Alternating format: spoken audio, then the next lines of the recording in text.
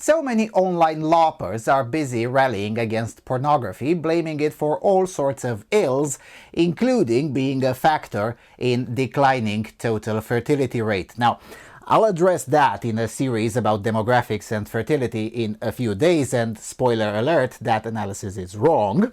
But until then, I found a highly interesting and also funny story about how Western X-rated movies ended up increasing the number of births in a Soviet republic. Let's explore.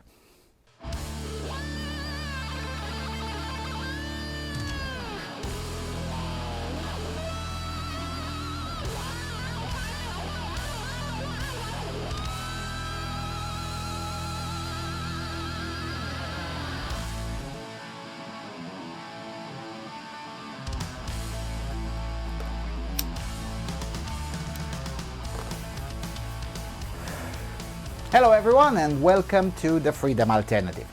Alright, so a quick funny story from this book, right? Granica Россия глазами соседей, which would be Russia, the border, Russia through the eyes of its neighbors, by the Norwegian author Erika Fotland. The original title of the book, as written here, Gränsen en reise runt Ryssland från Nordkorea till Nordnorge samt genom Nordspassagen. So that would be, the English version of this book. Eventually it was published in English as well. The title was a translation of the Norwegian version, so The Border, a journey around Russia from North Korea, China, Mongolia, Kazakhstan, Azerbaijan, Georgia, Ukraine, Belarus, Lithuania, Poland, Finland, Norway, and the Northeast Passage. I have no idea why the editors chose a very long version for the title, but it is what it is. That's what they chose, so that's the title under which you will find it in English. I picked this one up in Kazakhstan, I think. The English version of it is about $25 on Amazon, and it takes forever to arrive, while this Russian version was half of that in a library, in a bookstore, and I could buy it right on the spot. It's one of those instances where it pays to be a polyglot, I suppose.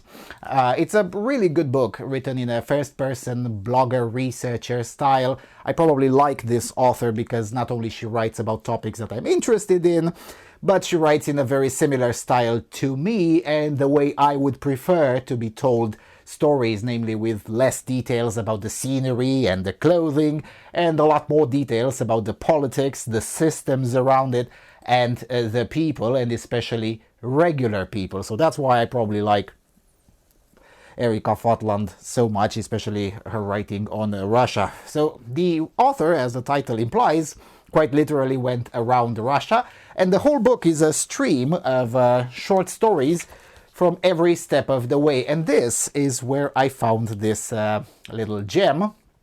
So page 431 of the Russian edition. I have no idea where this would fall in the English version, but the subchapter is called The Lesson in Liberation. So I don't know, Урок свободы. So, try to find it. So, quote, thanks to the Estonian language's similarity to Finnish, Estonians managed to maintain a degree of contact with the Western world throughout the Soviet era. The construction of illegal antennas or aerials became an art, and the Finnish communist newspaper Kansak Uutiset, would be the People's News, sold out every Saturday because it included the Finnish television listings for the coming week. The Finns built powerful transmitters so as to reach their kin in the south, but the signals got no further than Tallinn and the north coast of Estonia. Those who lived further south had to make do with summaries of the intrigues of Dallas from the relatives living in the capital city. And so on June the 24th, 1987, everyone was waiting for something that could not be summarized in a letter.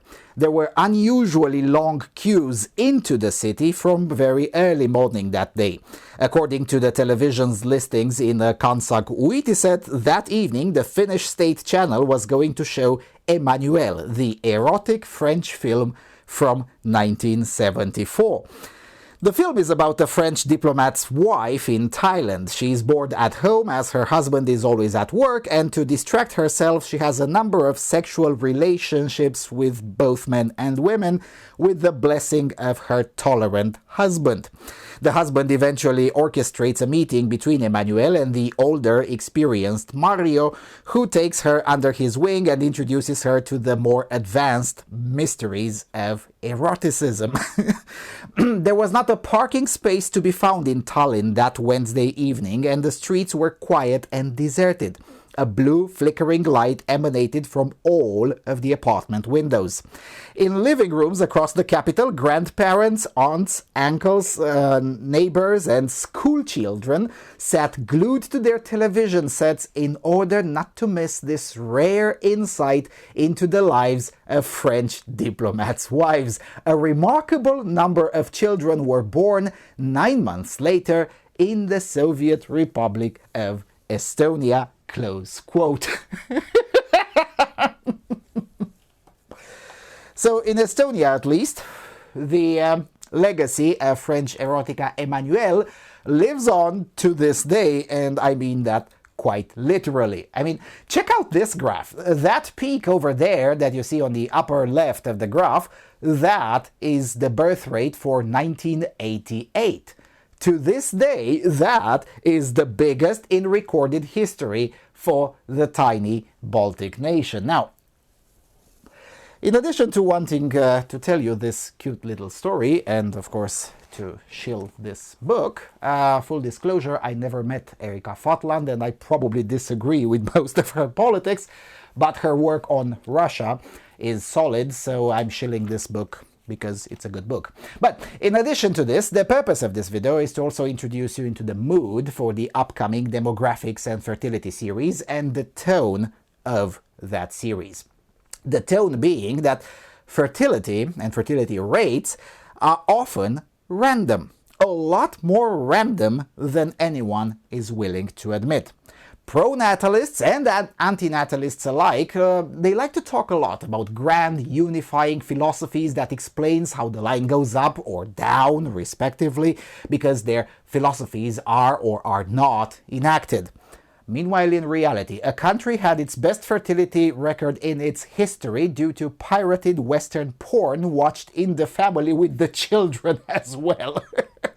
Yeah, sure, Estonia is a small place, but the series that I'm working on, and it's almost over actually at the time that you're watching this, I'll give some other such examples that utterly demolish most of the common hypotheses about fertility. And ultimately, the point being is that if we're going to have the discussion about fertility, we're going to have to learn some humility. But that's the conversation for the upcoming 3-part series on this. Until then, yeah, do check out this book.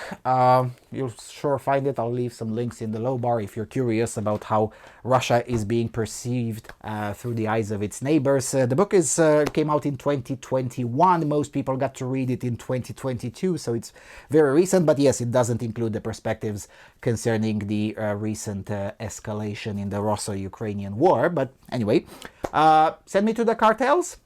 Don't forget to subscribe, and I will see you all very soon on the Freedom Alternative.